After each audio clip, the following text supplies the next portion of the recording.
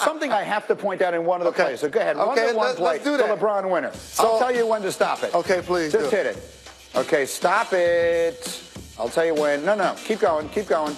He gets the ball now. Okay. Make those little X's that you make. Make those little X's. Okay. These two guys. I'm no genius, okay? These two guys should have one thought and one thought only, and that is make him pass the ball to anyone. Literally anyone. This is Kevin Love who's going to be running up here by himself. He's still out of bounds, too. The best thing I would think that could happen to Toronto here is if LeBron throws him the ball. So watch what winds up happening instead. Make it play again. And by the way, both of these are rookies. Okay, fair enough. Where's he going? Stop! Oh, who's this guy? Make an X on him. Where's he going? And why is he going there? Stop! It's him! Going in the name of love. Where's he going? Why? Why is he going there? And to add insult to injury, Greeny, watch what Kevin Love still does to this on this play. Okay. People are underestimating. He does a little brush screen for LeBron James. Yeah. To alleviate the pressure. Okay. Even worse. So my point is, and that makes your point. You still got another chance to do it. Go there. This guy, go there. How do you make those arrows? I can't even do it. Run that way. There you go. Run in that direction. This guy's pretty good with the ball, right? Make him throw the ball to anyone. Literally, if Will Chamberlain is on the floor right now, I'd rather have him have the ball than that guy have the ball. And here's the thing. With all respect to Kevin Love, we have never seen Kevin Love take the basketball and have multiple dribbles and make a play. It has just never happened. There's 4 seconds left. What are they doing? So, again, LeBron's unbelievable, greatest of all time, all of that stuff. I said it myself this morning. But why are they not double? Is that the player's mistake? Is that the coach's mistake? Why did that happen? Well, a couple of things. First and foremost, that's a coaching mistake. Because when they've taken out the basketball, you have a 3-on-2. So the guy that's guarding the inbounder, like you just said, first off, they should deny LeBron the ball, period. Right. They don't have to allow LeBron to get the ball, number one. Number two, once he gets the ball, we're going to take it out of his hands. But you decided you're not going to do it, so you must learn. Well, they deserve that. I don't know what else to say. I mean, the whole adage about you're not going to let that guy beat you. This is like a baseball or basketball version of an intentional walk. You have to intentionally walk LeBron James in this circumstance. Put 3 guys on him if you have to. How good do you think that feels? Let's go over to Beetle here, because I wanted to come running over when you were showing this before. Let me get this as a T-shirt, Greeny, right there. Just him holding up the one finger. Yeah. That sounds good to me. I want you guys to put more X's on people. I think that would be really good. All right, to the series where the Sixers were favored to move on against the Celtics, but somehow have found themselves 3 games in the hole. Ben Simmons hasn't been great. In Game 2, didn't make a shot. He's averaging only 11 points a game. Plus, this is the big one, he's turned the ball over 16 times in this series. He's had a great regular season, a good first-round series, but then something's happened. What's going on with this guy? The playoffs, Beads, and what ends up happening, the further you advance, the weaknesses of your game get exposed. And that's why teams that are able to advance are able to play in multiple different styles. So for Ben Simmons, the obvious thing about his game, he's a terrific floor general. He's an amazing athlete, but the most important thing in basketball, besides being able to dribble or play with effort, is to be able to shoot. And since he can't make shots, it hampers other decisions that he makes. Like when he gets a rebound with 18 seconds to go, he's shooting it back up because he doesn't want to get fouled. Right. That, I think, is the most important thing. If you're going to have the ball in your hands as much as he is going to have the ball in his hands, you have to be able to make foul shots. You can be a subpar shooter. He can develop that part of his game, but he has to start making foul shots, because I totally agreed with what you said over there before. I think when he throws that ball up there as quickly as he does in that circumstance, part of it is, I don't want to get fouled. Yeah. And I think he needs to work on that before he fixes the jump shooting. So say he had a respectable jump shot. Then Al Horford wouldn't have as much of an opportunity to guard him out on the floor because he uses athleticism in his youth to get by him. But since he's not a knockdown shooter, right, Horford's used to guarding power forwards and centers. You're trying to back me down? Like, I got this. And so Al Horford has an opportunity to defend him. Same with Morris. So that's the thing that got exposed with Ben Simmons. Those are 2 major deficiencies, which brings me to this. So the playoff stretch, as you've been saying, has exposed a lot of what's missing in his game. And I think a lot of people who voted for Rookie of the Year might maybe be questioning it at this point. And it's announced by the NBA that the award's Rookie of the Year is supposed to be a regular season award, but it's going to look silly if this continues this way, they get swept, and then it turns out he is the Rookie of the Year. How do we fix this problem? This is one of the things that the league gets wrong. I used to enjoy as a fan and as a player when people got their awards during the postseason. It's a momentum boost for the fans and for your team. Imagine when Kevin Durant got his MVP trophy. He had all his teammates around him. He had his great speech for his mom. You see iconic times when Michael Jordan got his his MVP trophy. To me, that should happen at the beginning of the postseason.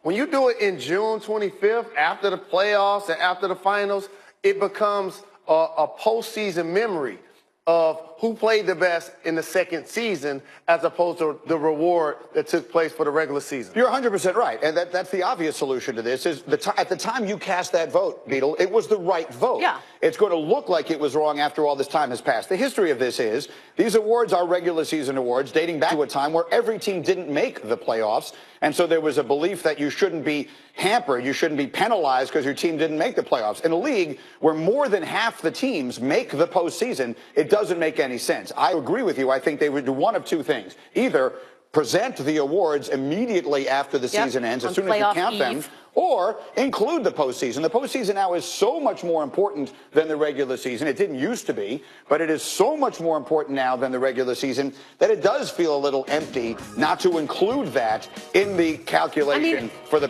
individual awards. I think you're right. And I understand that it's a television thing and, you know, that's what it's all about. But I feel like moving it, because the thing about doing it after the postseason, you're not always guaranteed a Rookie of the Year if you go into the postseason. This just happens to be a great year for rookies, but that's not always the case.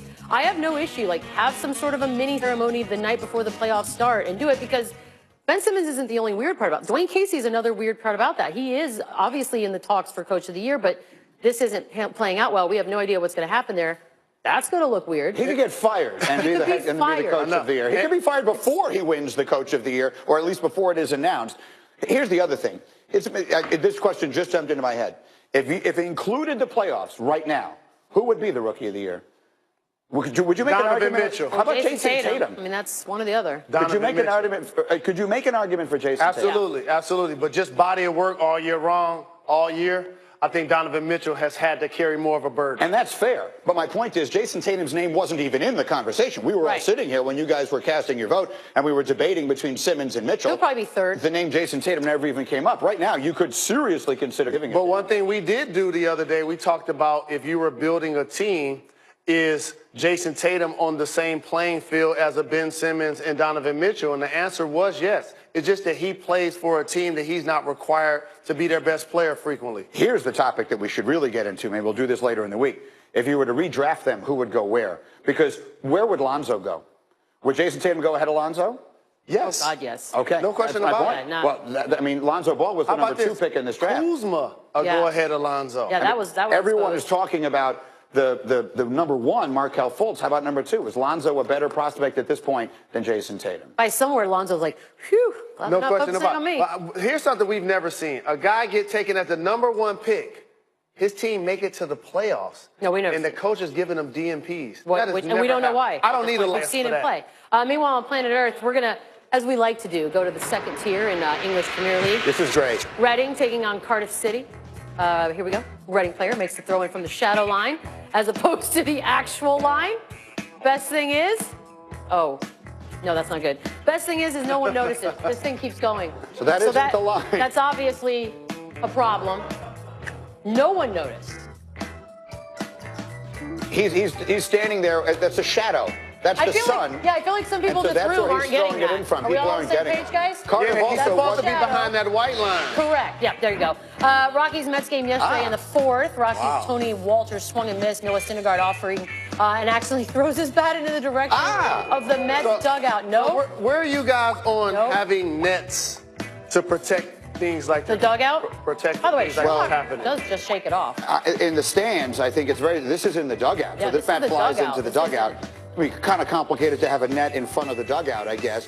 But that's scary stuff. He's very tough. Very tough. He is tough because I would have moved. Well, I don't think it was more of like a peripheral. Actually, came from behind. I think that did hit the net behind him, And then Norfolk, Virginia, Saturday night, AAA game. Are those ducks? Yeah, those are baby ducks you're seeing. Give credit to the ground crew. They're being, as they should be, very careful. What are you going to do? What? By the way. You should keep it as a pet. We don't have any backstory on why there are baby ducks out there. We just acted like that was normal. Great video. There's a lot of ducks on the field. What just happened there? You got to keep your ducks in a line. Duck, duck, goose. Y'all used to play that game growing up? Love that game. All right, Monday Night Baseball tonight. Twins and Cardinals at Busch Stadium. Phil Hughes, Carlos Martinez are your starters, and you can always watch on the ESPN app from anywhere you may be. All right, still to come. Kevin Durant put on a show last night in New Orleans, causing one of his teammates to make an interesting comparison. Just how good is this guy? We will tell you next. Plus, if your phone is blowing up at 4 a.m., it's probably not good news. But it may have provided inspiration to one superstar last night. Tell you which one. Next. R-E-A